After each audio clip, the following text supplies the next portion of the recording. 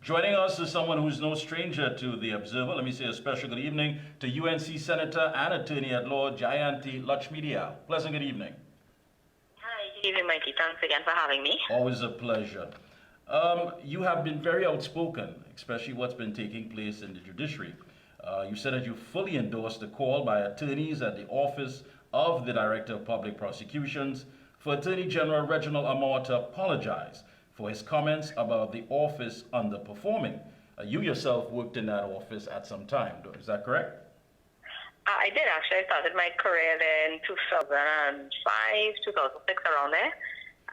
So yeah, that's where I started off from training as a law student all the way into my first couple of years of my career. So yes, I do agree that he should apologize. I think that his comments were irresponsible to an extent. You have to understand the type of job that prosecutors do, and public confidence in that office is very important.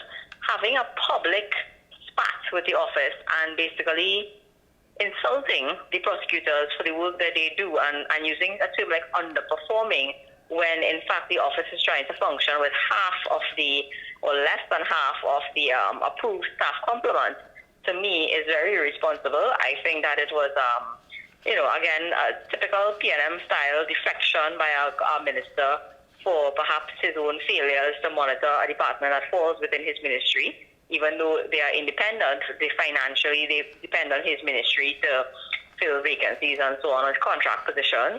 Right. And I've noticed though that it is only of late that a lot of criticism is being levied against this office, and it makes you wonder when these very high-ranking officials, we have 4 persons holding constitutionally appointed office: the Prime Minister, the Attorney General, the Chief Justice, and the DPP, having a public spat. Well, I would say 3 of them at least making very strongly worded remarks against the DPP in the public domain, when traditionally these things would be sorted out in confidence and behind closed doors and with a bit more decorum. It makes you wonder the motivation of some of these players involved in this part. It comes on the heels of the discontinuation of the Nelson's, that sordid Nelson affair, where, Gaspard sort of basically intimated that he did not know of, nor agree with, nor took any part in that indemnity agreement, and then decided to stop the prosecution of 2 persons because of Nelson's position that he was taking, 2 persons affiliated with the UNC. And he also took a decision to discontinue the Piaco 3 matter against Mr. Pandey, which has been a 2-decade-long campaign to paint persons associated with the UNC as corrupt by the PNM. Suddenly, there's a big verbal backlash against him. And it really makes you wonder. Yeah, it makes you wonder. And Senator, one of the things that, based on what you're saying, taking in your narrative here is that folks like us who are on the outside looking in, it doesn't give us much confidence when we hear these public spats. I mean, we're talking about a system that is supposed to be there fair across the board. I mean, justice is blind. At least that's what we believe. And at the end of the day, when you put your case forward, you would expect that these things would be addressed and we would see justice playing out. It doesn't look good. So looking at that, as far as having confidence as the average citizen, why is it playing out in such a manner? Well, like I said, and that's one of the comments that I made when I spoke last Monday on the UNC platform, that it appears to be engineered towards undermining public confidence in the DPP because they are trying to paint him as incompetent. They have basically said he's a bad manager, he hasn't done certain things, and one wonders why suddenly that, as a result, we've had understaffing issues in the DPP's office for a long time. That is the reason why the People's Partnership Administration undertook a comprehensive exercise to review the structure of the department, and as I am aware, in 2013, took a note to the cabinet to approve a whole different structure with specialized divisions and so on in order to create a modern prosecutorial service similar to what exists in the United Kingdom. I believe they call it Crown Prosecution Service. Right, yeah. And approved a much larger staff complement. The first step, of course, before you hire staff and I cannot make any complaint against the DPP for raising the issue when I think part of what the Chief Justice said is that when they asked him to recommend people to fill positions, he said, look, don't fill these positions yet because I don't yet have the space. Well, that's natural. You need the space and you need to find the people. But you can't find the people without the space, and then you can't have the space and not have the people. It has to go hand in hand, and I don't know why there's this lack of synergy. And again, I think that is poor management and planning on the part of the state. The other thing is that I find strange is that Rowley will mount a platform in his traditional, Bajan behavior, Wajang behavior, and talk about the DPP don't want to move in the building, and the DPP should say why we spend so much money to move in the building and all that, right? Why, instead of just making those types of comments, throwing it out there and then going silent and leaving your other lemmings to battle it out in public with the DPP and insult him, why didn't you say what the recommendations were to some extent, what you have done and what is still left to be done? You say you spent $40-something million. Well, we don't know if it's it. We don't know if it went into the hands of some P&M contractor, which, probably didn't do the work that it was recommended. And, apart from that, saying about what type of security measures you put in place in a high security environment, that may not be the best thing, and I think he was a little responsible. No, you're right. You're right. And one would think that the Prime Minister would have expanded on that. But going back to the core issue here, I mean, any independent office that is compromised is dangerous. But just how dangerous is it when you're talking about the DPP's office? Well, it's very dangerous because I'll tell you this. That one individual holds the power to say whether any single person should be charged by the police. And if the police charge somebody without seeking his advice or even on his advice, he alone holds the power to say, discontinue those matters because the evidence is not sufficient, it is not a fair prosecution, it's whatever it is. So in this one individual, and it's a tremendous responsibility, and it's a huge job. You literally could make or break or destroy a man's life or restore a man's life. I don't know if you read the article where Mr. Pandey was interviewed after the discontinuation, where he said, I have to rebuild my life and all of that. The DPP holds the power to say whether a public official, including a government minister, should be charged when there are allegations made against them. The DPP has the power to discontinue proceedings as he did against Ram Logan and Ram Dean when he finds that perhaps the evidence was procured by means of an illegal indemnity agreement.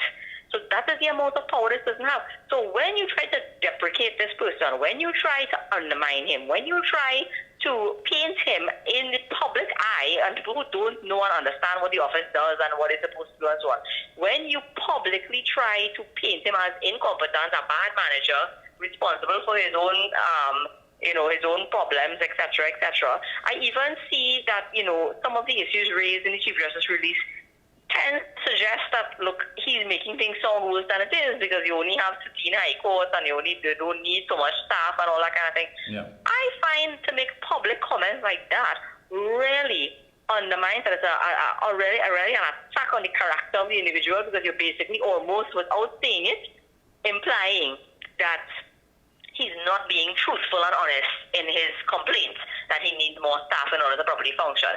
When you are doing all of those things to a person who has that type of power, you are essentially, I think that this is, to me, the absolute worst and lowest that persons in public life have stooped in terms of an attack on someone, which really is geared towards undermining them and undermining the entire criminal justice system, because without the DPP, the entire criminal justice system falls. And if we cannot have confidence in a DPP, then I don't know that the public can have confidence in anything in the criminal justice system. Very powerful office. But again, okay, Dr. Rowley's a politician. Perhaps he didn't know better. But shouldn't the Attorney General, a practicing attorney who understands the ins and outs of the operations, should have said something and should have been a bit more understanding rather than... A bit more diplomatic, a little more measured, a little more, of a statesman and so on. Well, I would think so. However, we are also dealing with a person who was prohibited from appearing in a court because he perjured himself on affidavits. We are dealing with a person who was being paid significant sums of money as a senior counsel to represent the Deposit Insurance Corporation and forgot to file witness statements. You're dealing with a person who has defended this sordid Nelson Gate affair. So I have very high expectations of Mr. Armour actually when he came into the position of Attorney General. But he has fallen woefully short. Yeah, you're talking about missing files. You're talking about. Oh God, yeah, I forgot about the missing files. Yeah, somebody who goes on a press conference and says that someone caused a file to be missing, and basically almost again without saying it, trying to throw accusations towards people regarding a missing file that was never missing. The file was found and all of this, and. Really and truly, he has put aside, an Attorney General is a very special position. You are the legal advisor, you are the legal mind in the cabinet, and you are supposed to advise in the way that an attorney advises a client. The cabinet is essentially your client. And it's sad that AGs forget their responsibility as attorneys and tend to fall into the trap of being a politician and just towing the political line as opposed to saying what is right in law and adopting the position as right in law. Any attorney, a first-year law student, would be able to tell you that his comments and the comments that he made about the DPP publicly was ill-advised and very very unbecoming of a senior counsel, particularly. With all of this going on, the public's confidence would be a bit shattered and moved in what is taking place. Certainly. As an attorney, how do you feel? Is this something that making a mockery of something that you're a part of, or do you believe that at the end of the day we may have to find some other means and ways of bringing about, as far as transparency or fixing the situation, because we are talking about some very serious officers here?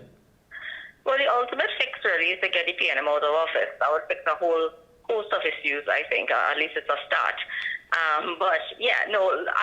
Let me, again, politics aside, let me take the position of an attorney. I interact with the DPP's office, I interact with the judiciary, I interact with the AG's office, etc., right? So let me tell you, at the end of the day, this problem in the criminal justice system requires measured, respectful dialogue. It requires all of these very high-ranking public officials to stop cussing up each other through the media and to sit like professionals in a room and discuss the way forward so that we don't have a complete collapse. There are people sitting in prison without bail who are supposed to enjoy the presumption of innocence, who want their trials to start. There are people who are victims of heinous crimes who are seeking justice, and they depend on the Office of the Director of Public Prosecution to prosecute efficiently and effectively the persons who are charged with committing crimes against them. Could you imagine that in this country right now there are women who have been raped and have to try to continue living their lives? There are people who are victims of incest. There are people who were kidnapped, beaten, robbed, subject to home invasions, and the persons responsible, perhaps, for doing that to them are not yet brought to justice and have not yet served, time in prison, and who might be out there doing the same thing to other people right now. And you have these three big hardback men, quarreling with each other. Well, I shouldn't say three because I found the DPP's stance to be fairly as I say, measured, and although he did complain publicly about the staffing situation, he hasn't directly addressed the AG and the Chief Justice via the media. But you have three big hardback men who need to sit down and talk to each other and work it out. Yeah. All right? And that's what the people of this country deserve, because, again, we are the ones, at the end of the day, who fund all of them. Yeah, they are all right. three. You're right. Yeah, the taxpayers pay for all of that. And we deserve better.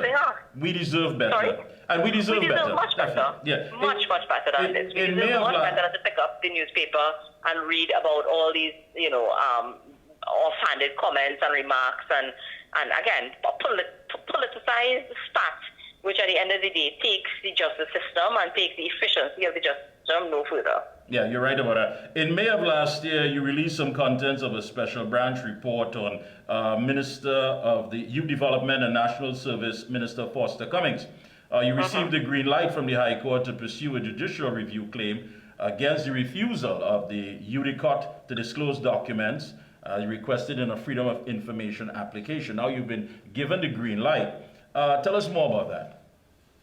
Okay, so basically the Freedom of Information Act is something introduced by the UNC government, of course, the Pandey administration, to give citizens the ability to, as I always say, get into the filing cabinets of government ministries and special purpose companies and discover what is really taking place. It is about transparency and accountability. Apart from the special branch report, I had also released some information regarding checks made out by a special purpose company, which awarded contracts to certain companies, which Mr. Cummings was previously a director in and I think the executive manager and all of that. But those checks were made out directly to his personal credit union account. What I have done is I have filed Freedom of Information requests to other state companies who have awarded contracts to these same companies affiliated with Mr. Cummings, and I've asked them to disclose the contracts. I've asked them to disclose the amount of money paid to these companies, and I've also asked to see the checks. UDICOT has refused to disclose the checks. So I took them to court. I want to see the checks. I am a taxpaying citizen, as are you, as is everyone else listening tonight. And you are not spending your money. You're not taking it. It doesn't come out of Noel Garcia's pocket, who's the chairman of UDICOT. It's taxpayers' money. UDICOT is a special purpose company, meaning it's owned by corporation sole, holding it on behalf of the people of Trinidad. Why should I not be allowed to see who, how checks are being written by UDICOT? And they are executing public works. They are granting contracts to people to do public work. And I deserve to see how they are paying that money. Yeah, because it was interesting to me that there was a particular company, and I say this without getting too much into it because the matter is before the court, but there's a particular company that was basically named in that special branch report that is a very young company that had very little experience in the field of construction and so on, and it was awarded some very substantial contracts.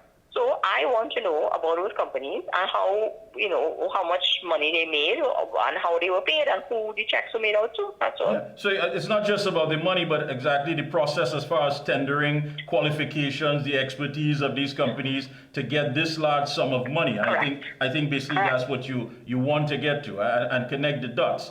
Final question, and I wish you luck on this. Final question. As far as the legal fraternity, how divided on these matters? If you have to give us a percentage rating, 50%, 60%, how much divided is the legal fraternity on these issues? You mean the issues with the DPP? And everything else, basically, that seems to be politicized. It boils down a lot to political affiliation. It boils down, I think, to a large extent to who benefits, because of course there's a lot of benefit to be derived by persons who are awarded state briefs, and I'm not going to be I'm not going to stick my head in the sand and pretend. There are also people who benefited from state briefs under the UNC. But the difference that I find is that we demonize the UNC and the people who they call quote unquote UNC lawyers for getting state briefs and so on.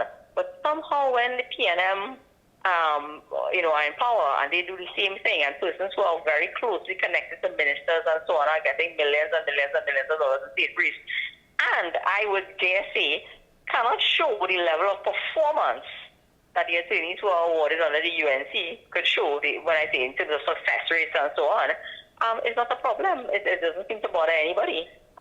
The public thinks, well, everybody has a right to work and to get people. But somehow when it's the UNC in power, everybody is demonized. I just want to say, though, probably I've never said it publicly, but I've never received a state brief in my life on the UNC, PNM, or nobody else. Understand. I'll just make that very clear.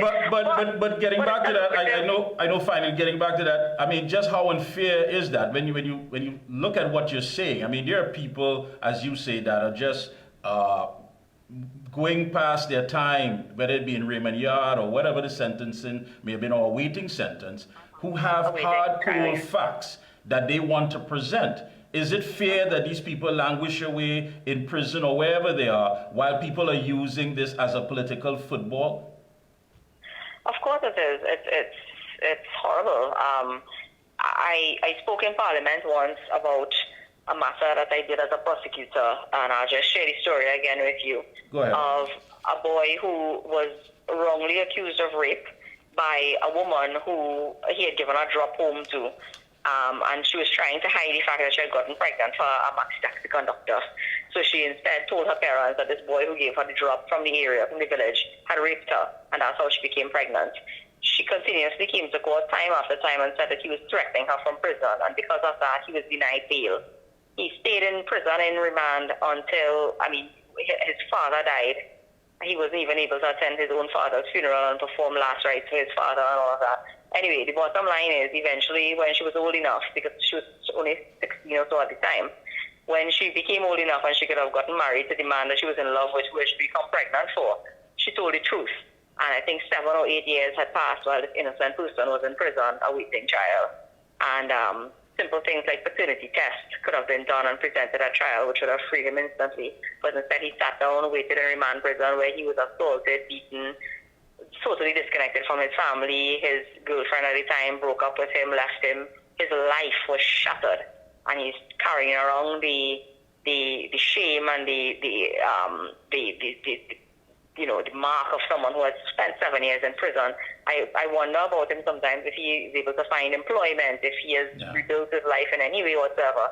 Those are some of the people who are suffering, people just like him, as well as people who are probably guilty and sitting there waiting on their trial and their sentencing. Think about as well the woman who was genuinely raped, because I've interacted with many of them over the years as a prosecutor. And 7 years after, when you try to heal and you try to get past it and you move on, you get married, you have children and so on, you're still waiting to go to court to tell your story. And some of them get very frustrated and just decide that they're not coming back. Justice delayed is justice denied. Yeah. Thank you so much, Senator. It has been a pleasure as always. Best of luck to you. And thanks for being so candid on this issue. Thank you so much. Okay, thanks. Have a good night. Bye-bye.